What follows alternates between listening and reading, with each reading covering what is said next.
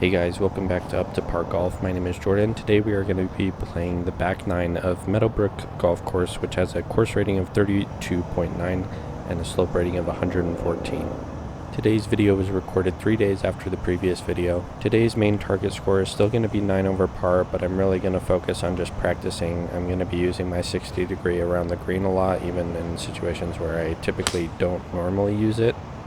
Hole number 1 is a 130-yard par 3 where I hook my tee shot pretty bad to the left, kind of behind this tree here. I do hit a practice ball here, but I had no intention of playing it. It was a little bit less hooked, but I still missed the green. I'm unfortunately going to have to apologize for the poor camera work this episode. I missed a couple of shots and I was out of frame for a couple more. My 60 degree wedge is definitely a club that I am often scared of, and that's why I'm kind of just forcing myself to use it here, even in situations where I would normally just do like a little bump and run. I just feel like I miss a lot of opportunities because I'm so uncomfortable with this club. And as you can see, I struggled very hard to get on the green on this one, and finally putting it down for a triple bogey on hole number 1. Hole number 2 is a 470-yard par 5. I am playing from the wide tees again, mainly again just for practice purposes, and I'm trying to regain my confidence off of the tee box. Here I'm using my new 4 hybrid, which every time I've hit it, I've pretty much always hit a draw or a pretty bad hook. So I'm trying to account for that and aiming way right, which unfortunately decides to play straight. I'm forced to take a drop. I don't know why I didn't drop further back and out of the trees, but nonetheless I dropped underneath the trees, forcing myself to hit a punch. And still struggling to figure out the 60 degree. I leave this one a good amount short.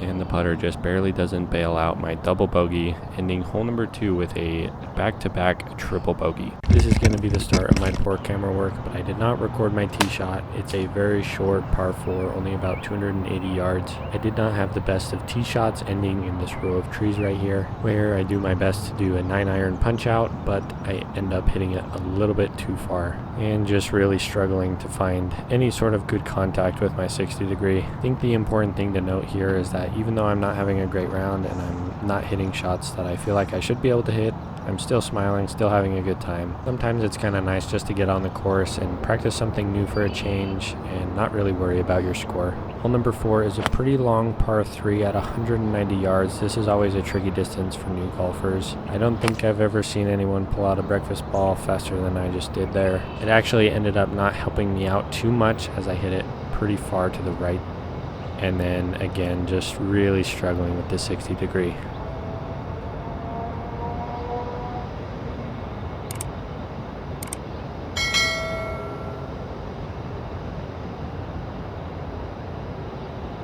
I'm actually able to knock down a pretty long putt this time, saving the bogey for hole number 4. Hole number 5 is a 440-yard par 5 where things start to get a little bit interesting as I hit a very good drive right where I want it to be, giving me a very comfortable distance to hit the green in 2 shots. I do take this with a little bit of grain of salt because I do understand I am playing from the white tees and my driver distance usually is an advantage either way. I end up finding a piece of green with my second shot, and I end up with a very good opportunity for an eagle, which I've never had an eagle before. Although I am upset that I wasn't able to capitalize on the eagle, a tap-in birdie is very good for me, and I will take that any day of the week. We were able to shave 1 off of the scorecard, but it's still not looking very good for me, coming up to hole number 6, which is a 340-yard par 4. I put a little bit too much fade on my drive, and I thought this was going to end up way in the trees on the right-hand side, but I think I got a lucky bounce off of one of them, ending up just in the rough on the right side. And pretty much any time you see the 60 degree in the top right corner, you know it's not going to be a very good shot. Clearly, I am recognizing my weaknesses, and that is why I'm practicing them. That was really good.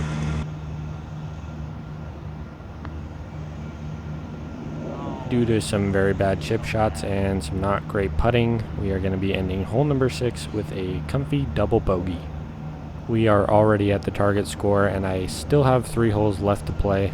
but we are just going to keep our head down and keep on swinging. Hole number 7 is a 380-yard par 4 where I thought I hit my drive a little bit too far into the reeds, but it came up just enough short where it gives me an opportunity to hit the green. I personally think taking some extra time every week to take a practice round, just not really worry about your score and just focus on areas of your game that are really weak, has really seemed to help me quite a bit, and I would definitely recommend taking some time if you're looking to improve. Finally got a green in regulation, which resulted in a par for hole number 7. I find myself with some extra time, so I'm going to play the last 2 holes with 2 balls, just playing each out on their own. I hooked my first tee shot pretty bad, ending just left of the cart path on the left-hand side. My second tee shot did find a piece of the green. It almost flew past the green, but now I have a really long downhill putt for a birdie.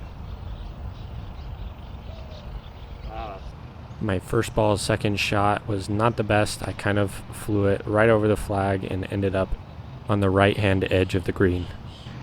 My second ball I just read completely wrong, not really gave it a chance, and left this one a good amount short.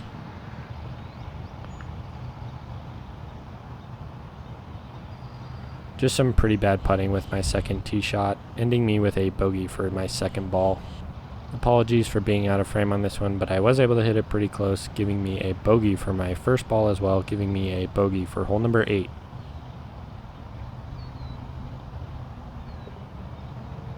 Hole number 9 is a 415-yard par 5 where I am still playing 2 balls. My first drive finds itself a little bit too sliced and ends up just over the hill, just past the fairway.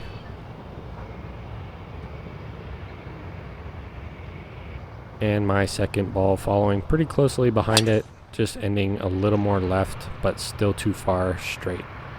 I'm sorry I did not record the second shots of either of these balls for some reason.